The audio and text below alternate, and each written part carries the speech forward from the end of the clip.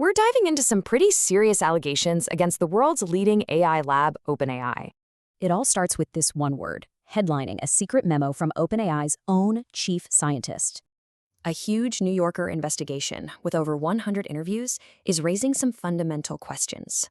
What's alleged a pattern of dishonesty, misrepresenting safety, and even a plan to spark an AI arms race?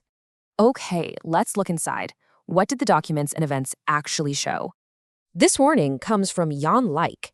He co-led their most important safety team before he resigned. OpenAI promised 20% of its computing power for safety, but insiders say the team got maybe 1 or 2%. And yeah, this wasn't just a one-off thing. It seems to be part of a bigger pattern. In fact, 3 different teams, all focused on long-term AI safety, were shut down in under 2 years. And get this, the board that tried to fire the CEO over these issues, they got forced out instead.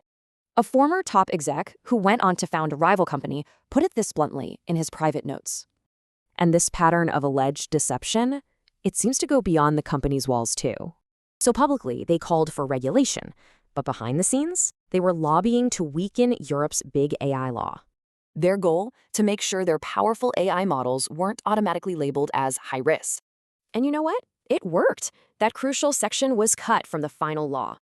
But this is about more than just broken promises, right? The stakes here are absolutely immense. For one, the company's gearing up for a possible IPO. We're talking valuations north of $850 billion. And at the exact same time, their own research is flagging some pretty terrifying new risks. We're not talking small risks, we're talking existential ones, a term OpenAI itself uses for, extinction-level threats. I mean, check this out. Their own documents say their AI could soon help novices create biological weapons. So, when you put it all together, it really comes back to one crucial question, doesn't it? Even an exec at Microsoft, their biggest partner, privately worried about CEO Sam Altman's potential legacy.